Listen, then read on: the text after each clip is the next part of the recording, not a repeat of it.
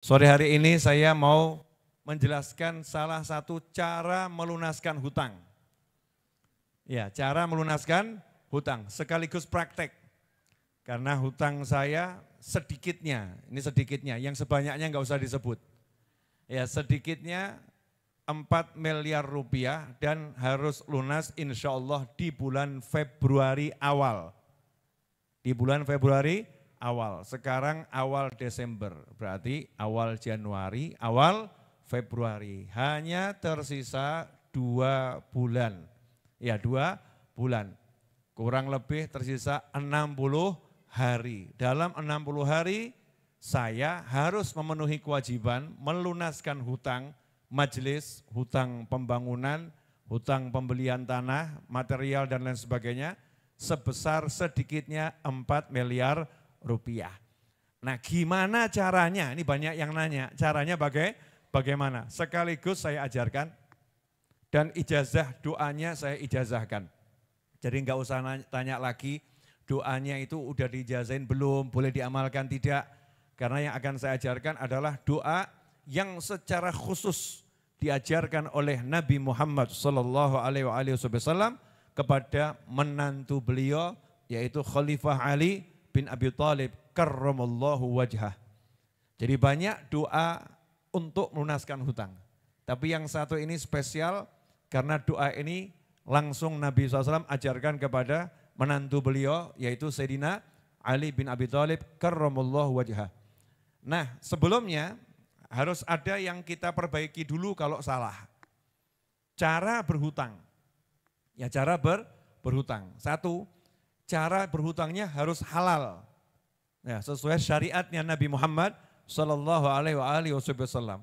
Kalau cara berhutangnya itu haram, maka diawali tobat dulu. Minta ampun dulu kepada Allah Subhanahu wa ta'ala. Karena caranya haram, caranya tidak halal, caranya tidak diizinkan, tidak dibenarkan oleh Allah Subhanahu wa ta'ala. Kita harus tobat dulu, minta ampun pada Allah Subhanahu wa ta'ala dengan penuh kesungguhan, ya dengan penuh kesungguhan. Kemudian yang kedua, ini yang juga gak kalah pentingnya, niatnya ketika berhutang. Karena niat ketika berhutang menentukan dan sangat menentukan harta yang kita terima atau hutang itu sendiri yang kita terima nanti akan membawa kebaikan atau kehancuran. Ya, akan bawa kebaikan atau kehancuran. Barang siapa yang berhutang dengan niat untuk melunaskannya, dijanjikan oleh Allah Ta'ala lewat lisan Nabi Muhammad SAW, siapa yang berhutang dengan niat melunaskannya, addahullah anhu, maka Allah yang akan melunaskannya.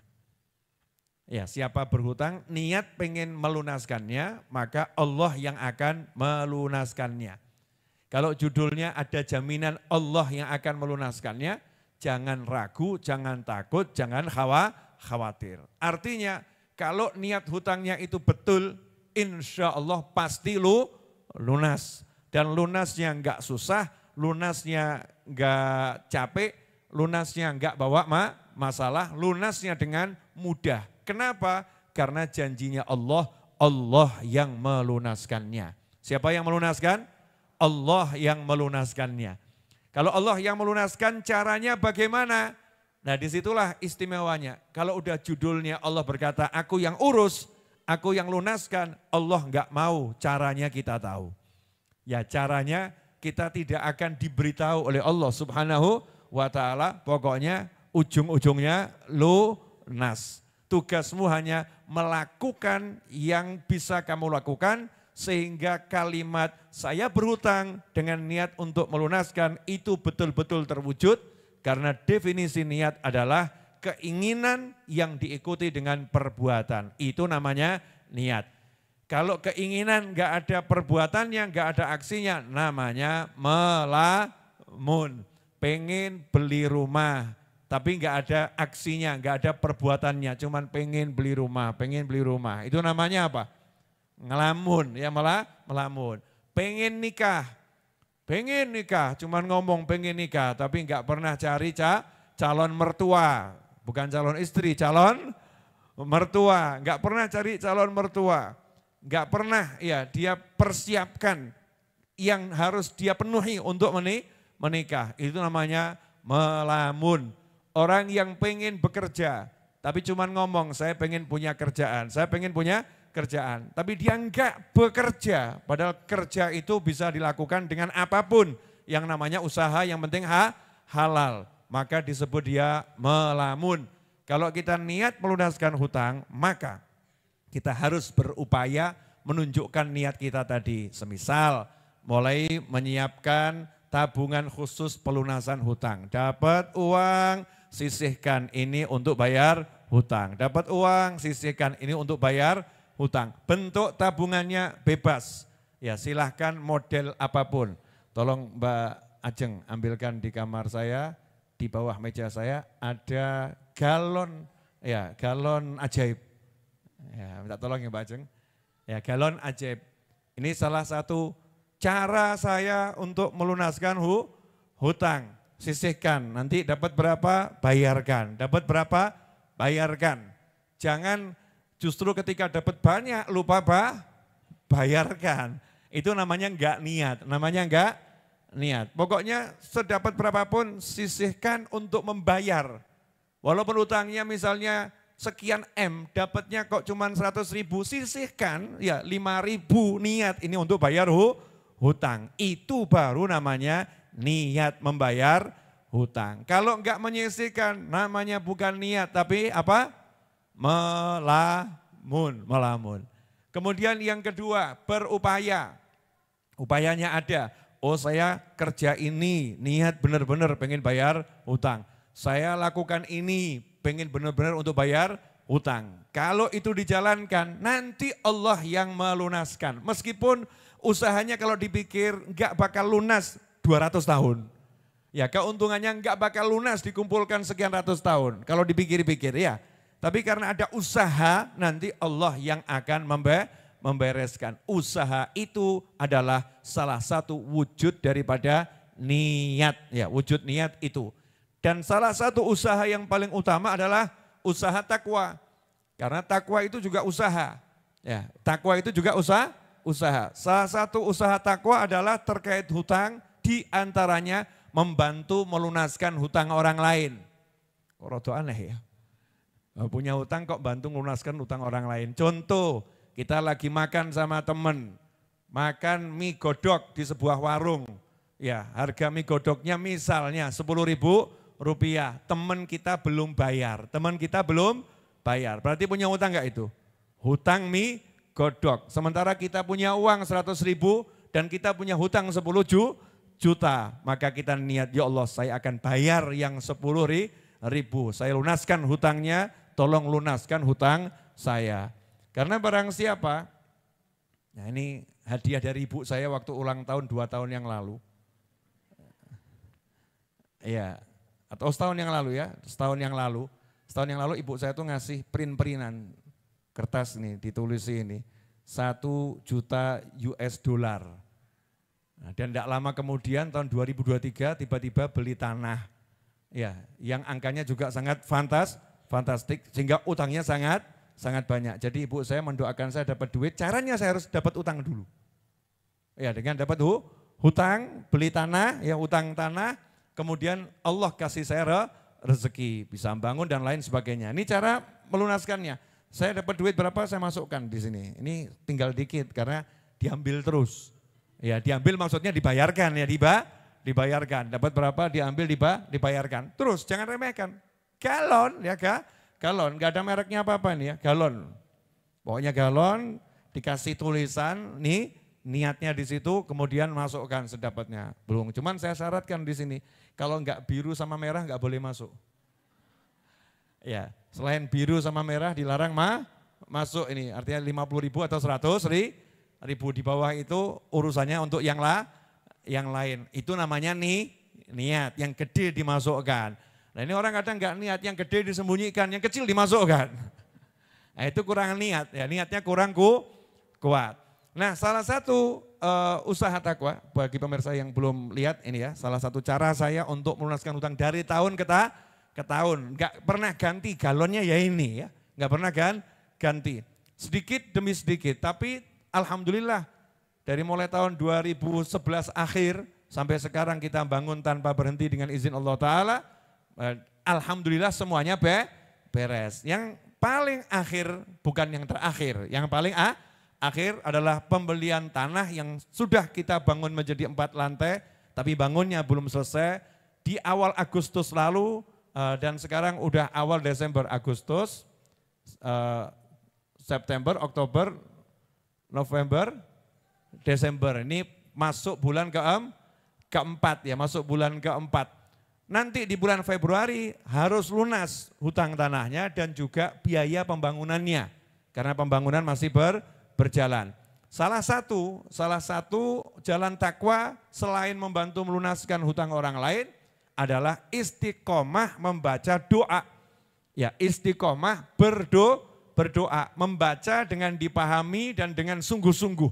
Ya, doa yang diajarkan oleh Nabi Muhammad sallallahu alaihi wasallam yang secara khusus Rasul ajarkan kepada Khalifah Ali bin Abi Thalib karramallahu wajhah, yang tertuang di dalam kitab Imam Tirmidzi, Imam Ahmad dan lain sebagainya. Diceritakan suatu hari Sayyidina Ali radhiyallahu anhu berkata, "Anna mukataban ja'ahu faqal inni qad ajastu an mukatabati fa'inni." Suatu hari ada seorang budak mukatab. Mukatab itu istilah ya. Pegawai, ada pegawai negeri, ada pegawai swasta, itu istilah pegawai negeri, pegawai swasta. Nah ini ada juga budak, yang budak biasa, ada budak mukatab.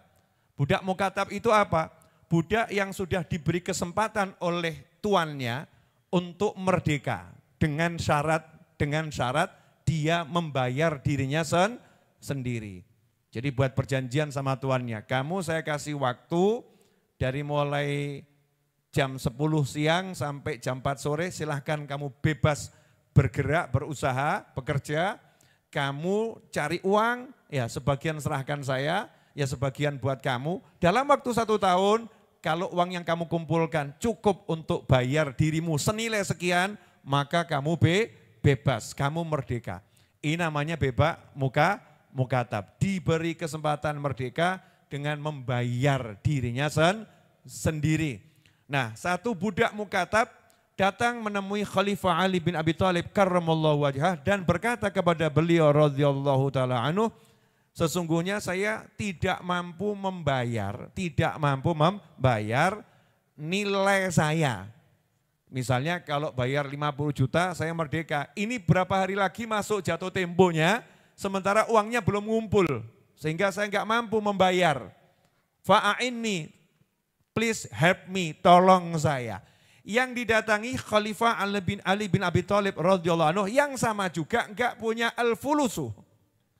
Sayyidina Ali nggak punya uang, nggak punya duit. Ya Khalifah, tapi nggak punya uang, nggak punya duit. Sama-sama dalam tanda petik ekonominya itu lagi susah. Ini orang susah secara ekonomi mendatangi khalifah yang secara ekonomi juga susah. Tetapi khalifah punya solusi. Karena khalifah punya ilmu. Maka benarlah budak ini mendatangi Khalifah Ali bin Abi Thalib.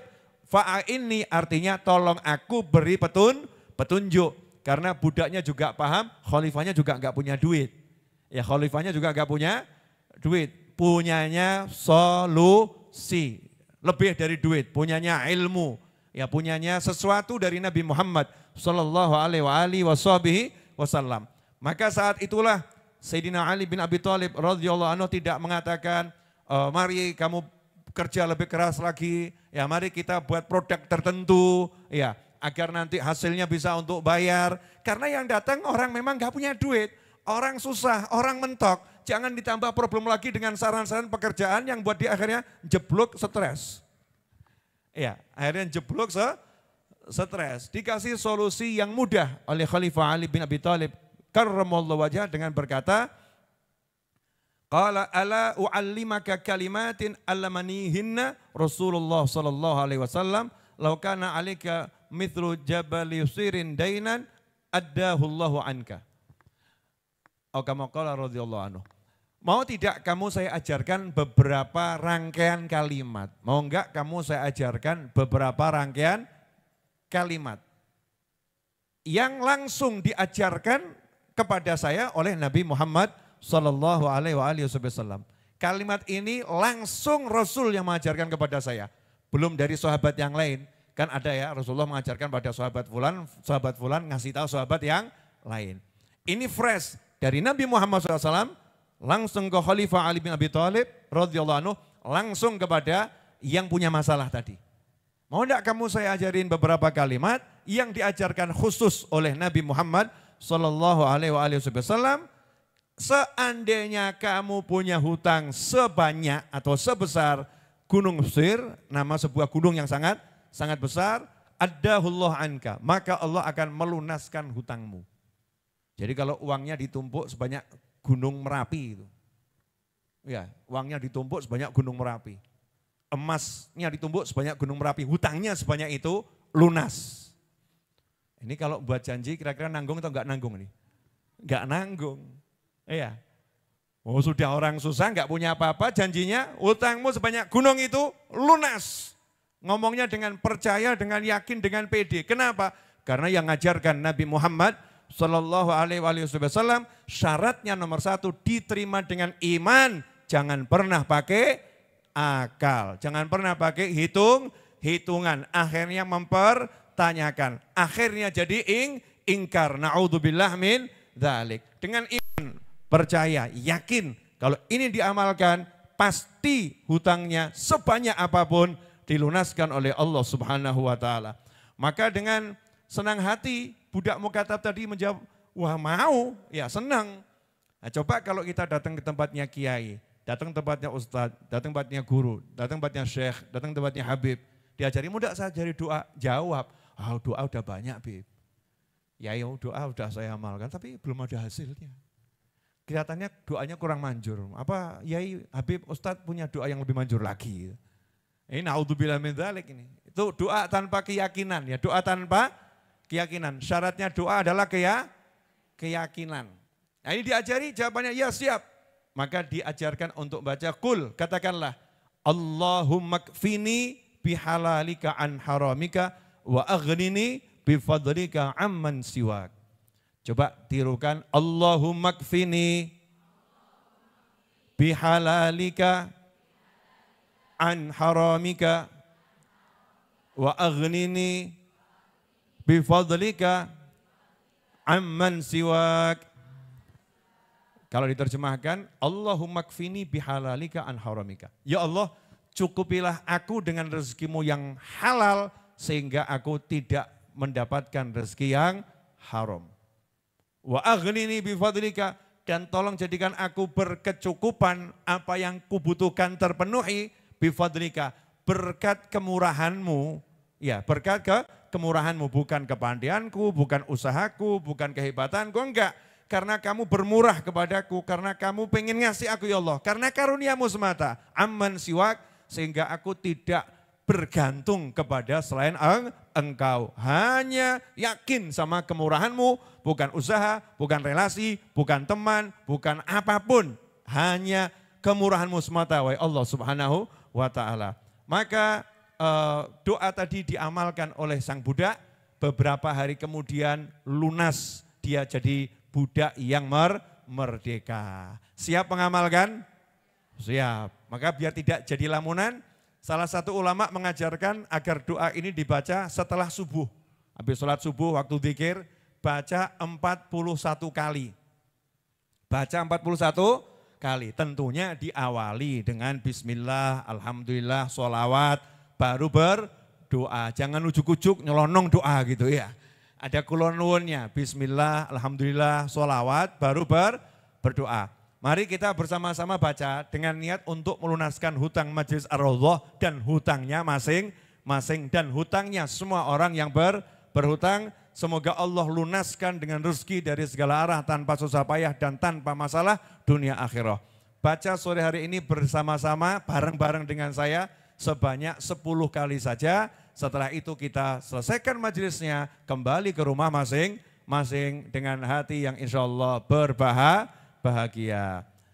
Bismillahirrahmanirrahim. Alhamdulillahirabbil alamin. Allahumma shalli wa sallim ala sayyidina Muhammadin wa ala alihi wa sahbihi ajma'in. Allahumma kfini bihalalika an haramika wa aghnini bifadlika amman siwak. Allahumma kfini bihalalika an haramika wa aghnini bifadlika amman siwak. Allahumma kfini bihalalika an haramika wa aghnini bifadlika amman siwak.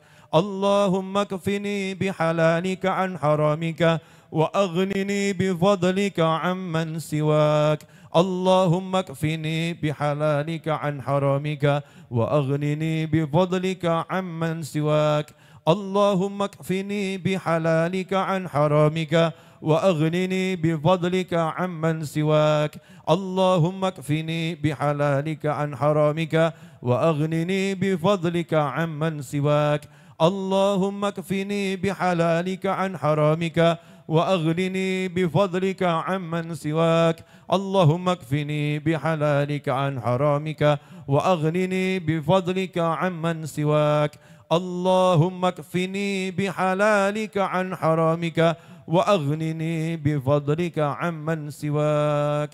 Wa sallallahu ala sayyidina Muhammadin wa alihi washabihi wasallam. Walhamdulillahi rabbil alamin ala hadhihi niyyah wa ala kulli niyatin salihatin jami'atin nafi'ah wa ala ma nawa habibi ali wa ila hadratin nabi sallallahu alaihi wasallam. Al-Fatihah.